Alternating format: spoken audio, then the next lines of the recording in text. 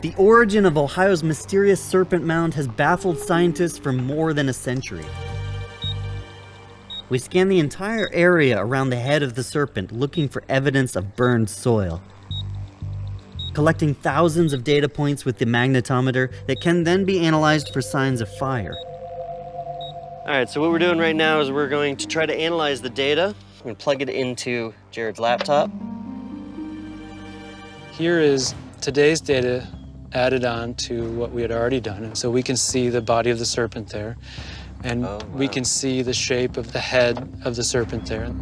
The magnetometer hasn't turned up any evidence of burned soil that would suggest any kind of human sacrifice ritual, but it has revealed something more unexpected. Is that what I think it is? Another part of the serpent not visible above ground. It looks like a brand new coil. Yeah, so here's the serpent. Yep. Then there's that thing there that's a different new part of the serpent.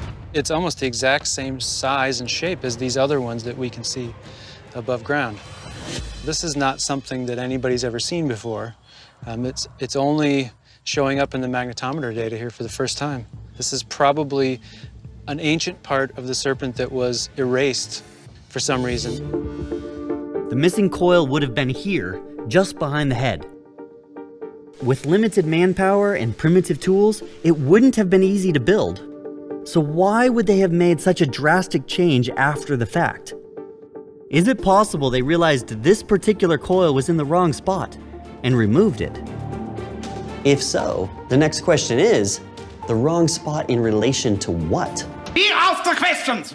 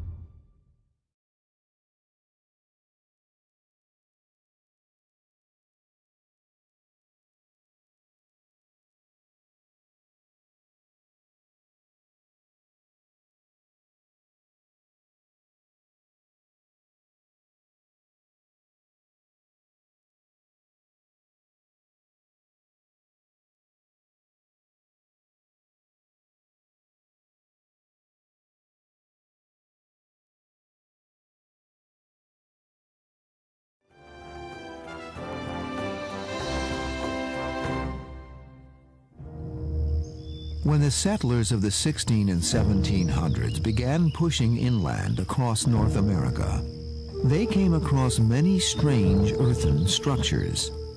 High cone-shaped mounds, long ridges, huge flat-topped pyramids dotted and rippled across the landscape. Inside these mounds, unusual pottery and ornate artifacts were often found next to human remains of an ancient people that vanished long ago. For over 2,000 years, ancient peoples left their marks throughout the eastern half of the country, referred to as the woodlands. Hundreds of sites containing thousands of earthworks were discovered.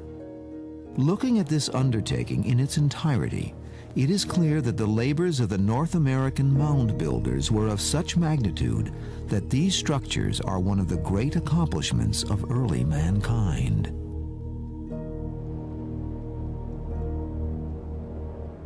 The first Europeans to explore North America came across huge earthworks, mounds which excited their curiosity and their greed for the treasures that might be found inside them.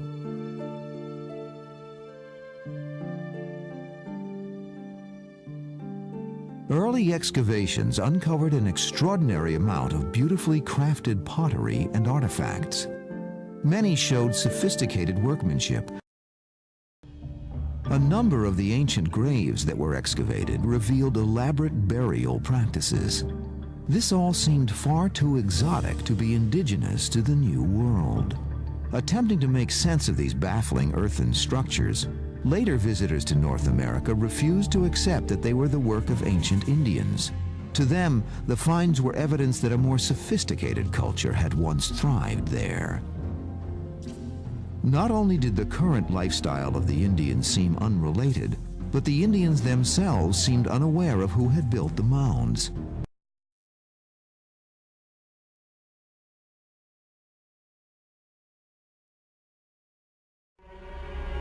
Something is always happening. But when it happens, people don't always see it, or understand it, or accept it. Anxious for a solution, Americans at the time came up with other explanations. The earliest interpretations of the people who built the mounds was that they couldn't have been Native Americans. They had to have been constructed by someone coming in from somewhere else, whether they were lost Welsh tribes or lost children of Israel or Maya from South America or something like that. But in fact, they do appear to be, and there's no evidence.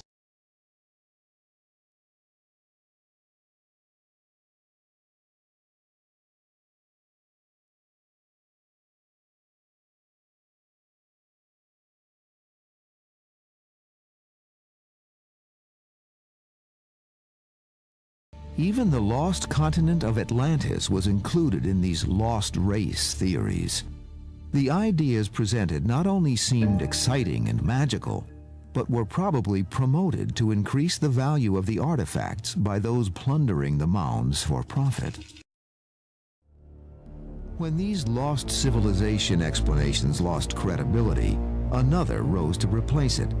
The mounds were natural geological features formed through unusual erosion. Believers pointed out that America was filled with other spectacular and unique natural landforms. The artifacts were often explained as coming from tribes that lived on these natural landforms at different times. Part of the problem, of course, was that the science of archaeology was in its infancy. Other tribes had indeed inhabited the sites both before and after the era of mound construction. But without modern dating techniques and a total understanding of population densities, the confusion is understandable. It is hard to believe how the largest ancient structures in North America could ever have been misinterpreted as geological forms, even though hundreds of years of weather and vegetation had obscured them. Some say these were created by earthquakes. Others say aliens made them. Now, a researcher says he's discovered the secret behind one of the country's biggest geological mysteries that can be seen right here in San Diego County. 10 News reporter Michael Chen reveals the creature believed to be behind the creations and the San Diego study that led to the conclusion. From Puget Sound to San Diego, the sight of them is strange and unexplained. Dirt mounds known as mounds, rising as high as 8 feet tall and 30 feet wide. The mound I'm standing on top of is about 3 feet tall. For thousands of years, mounds used to stretch across the mesas of San Diego County, including much of Kearney Mesa and Otay Mesa. Theories for the mounds range from earthquakes to floods to aliens. I would definitely say it's an enduring mystery. A mystery one San Jose researcher believes he has solved.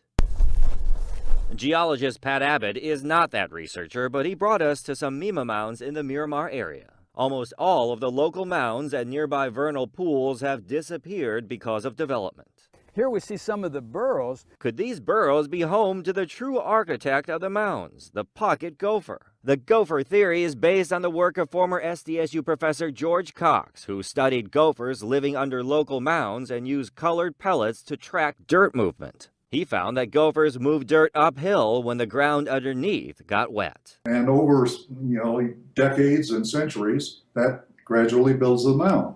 Using Cox's research and computer modeling, the San Jose researcher showed the creation of the mounds over a 1,000-year period. But that doesn't tell you, did they build the mound to begin with? Or did they simply occupy a mound and then modify it?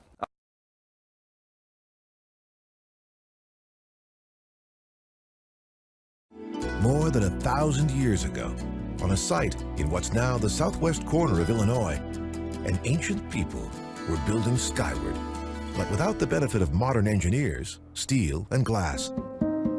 They used earth instead, which is why they were known as mound builders.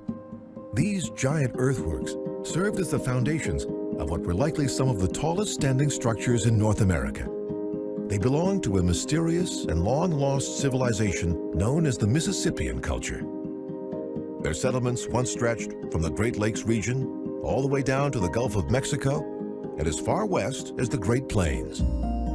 But the Mississippians' largest city was here in Illinois. It's a site now known as the Cahokia Mounds. Archaeologists believe that there were once 120 mounds here, spread over 6 square miles. No one knows for sure what role these mounds played in the lives of the Mississippians.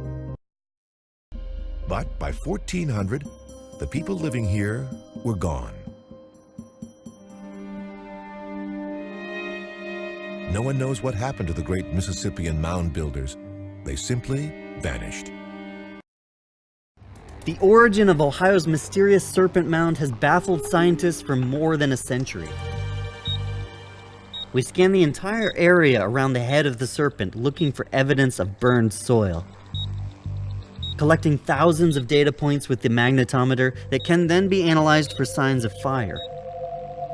All right, so what we're doing right now is we're going to try to analyze the data. I'm going to plug it into Jared's laptop. Here is today's data added on to what we had already done. And so we can see the body of the serpent there. And we can see the shape of the head of the serpent there.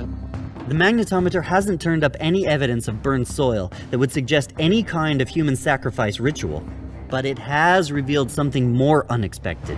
Is that what I think it is? Another part of the serpent not visible above ground. It looks like a brand new coil. Yeah, so here's the serpent.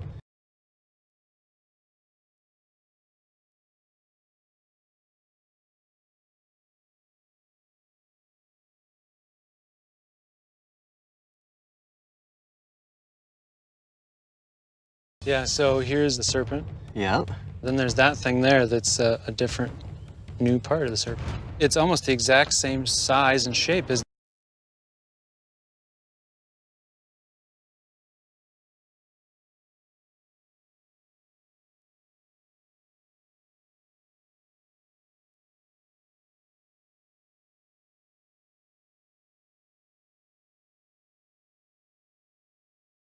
Yeah, so here's the serpent. Yeah.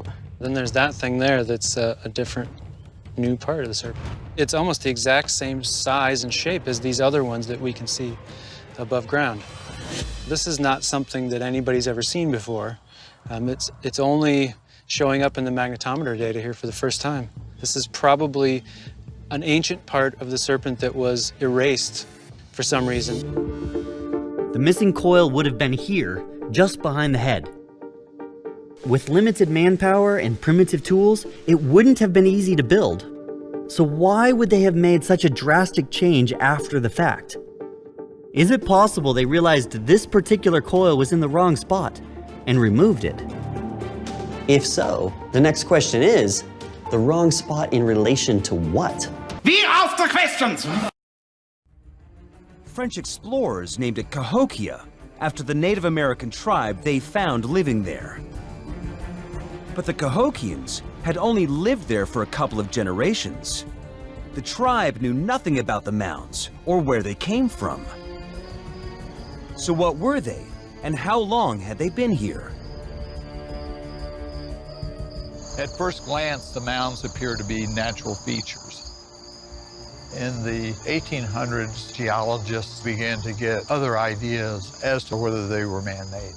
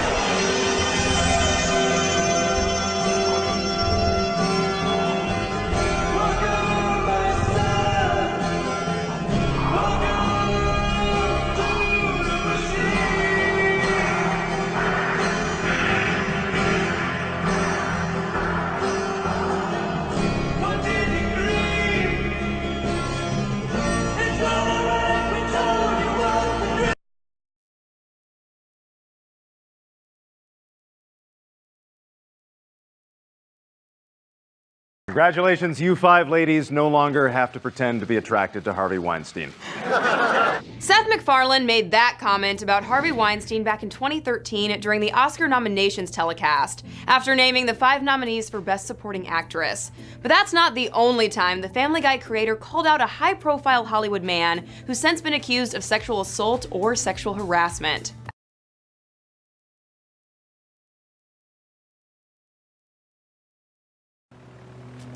Want half a Mounds bar? What? Who eats a Mounds bar? I do. My whole life, I don't think I've ever seen a single person eat a Mounds bar. Well, you're about to see one now. So you walk into a store, you see the hundreds of options for candy, and you choose a Mounds bar? Yep. So what is it you like? The coconut? The chocolate? Yeah, both those things. How long you been eating them?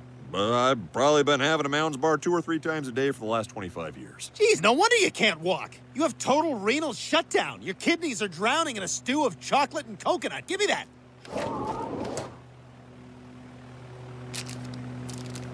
What are you doing?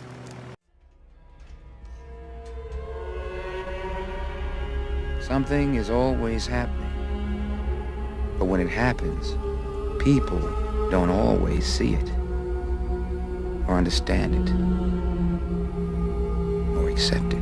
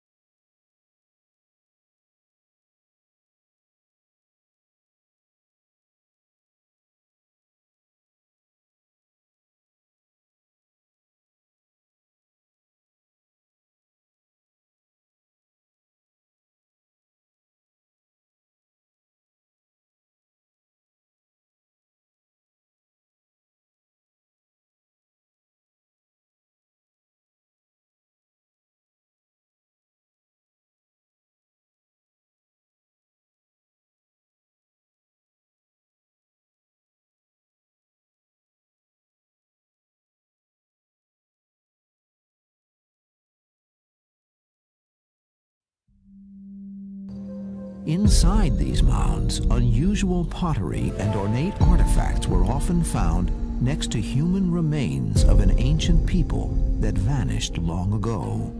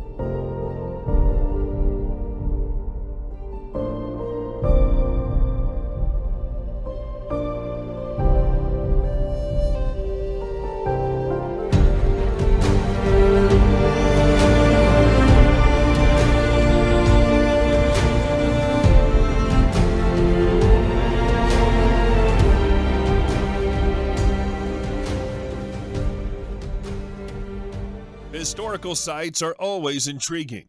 When stepping through ancient ruins or walking the length of a war-torn battlefield, it can feel impossible to ignore the weight of history. But just because you think you know everything about a historical location doesn't mean there aren't secrets hiding underfoot.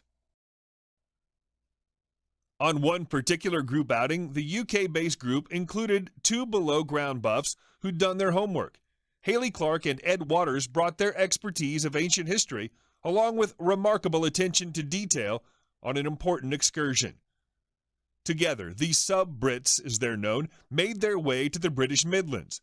They were headed towards Cresswell Crags, a limestone gorge with a series of archaic caves, last inhabited over 10,000 years ago. Just a few steps into the entrance of what is known as the Robin Hood Cave, Haley and Ed stopped abruptly. Then the pair dashed straight to the rocky walls and ran their hands over the cool surface. They'd made a gripping discovery. Covering vast stretches of the limestone interior walls were countless scratches and carvings, undoubtedly thousands of years old. The markings were obvious, the first thing you'd notice when entering the cave.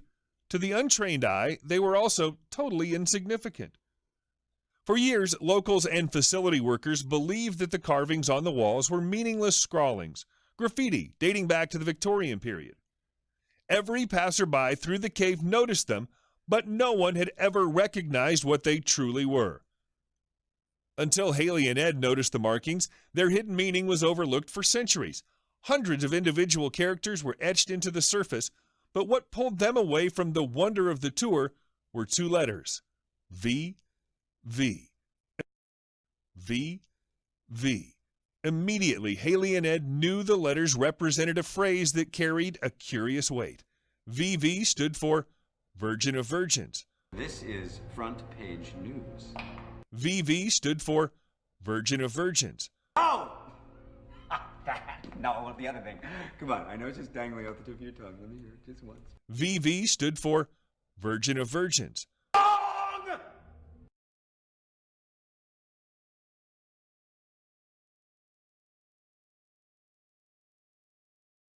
The VV annotations were repeated dozens of times on any surface the carvers could reach. Haley and Ed shared their findings with the rest of the tour group. Their guide, heritage facilitator John Charlesworth, was gobsmacked. He notified the Cresswell Heritage Trust at once, and experts were called to examine the symbols. They scoured every inch of the caves. Even in the hard-to-reach nooks and crannies, they found hastily made inscriptions. Crosses, maze patterns, and boxes were repeated ceremoniously, just like the religious VV pleading.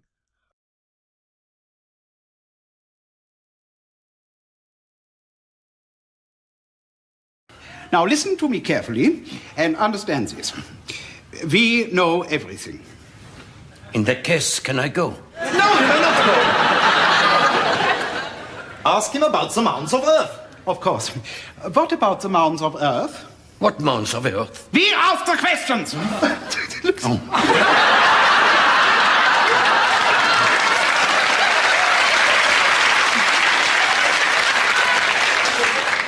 Where exactly did you see them, General? In the graveyard. In the graveyard. Why are little mounds of earth appearing in the graveyard? Could it perhaps be the moles? That seems a perfectly logical explanation.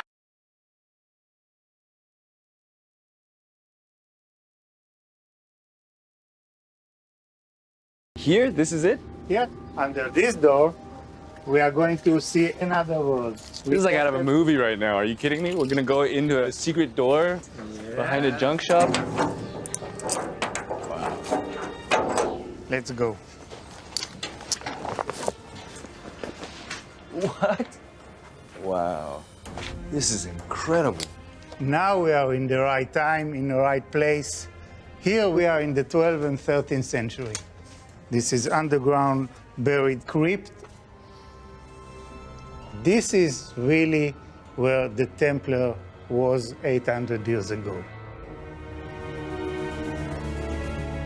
So creepy. I'm standing in a room that ancient medieval knights, the Knights Templar, hung out in. Yes, they live here more than 200 years. Further below the modern city, about 10 feet beneath the crypt, are more vaults. Secret chambers, medieval knights, crypt. Nuts. We've established that this was a Templar building, but I don't know what it was used for. Wow.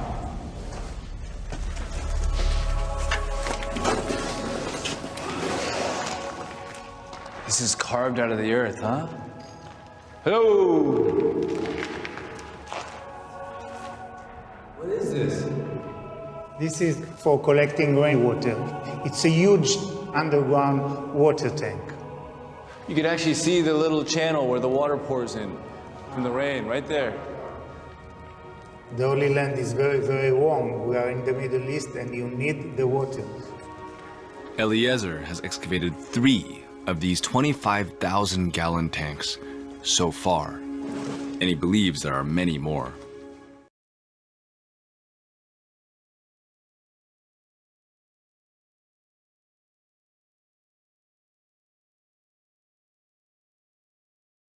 Knock, knock.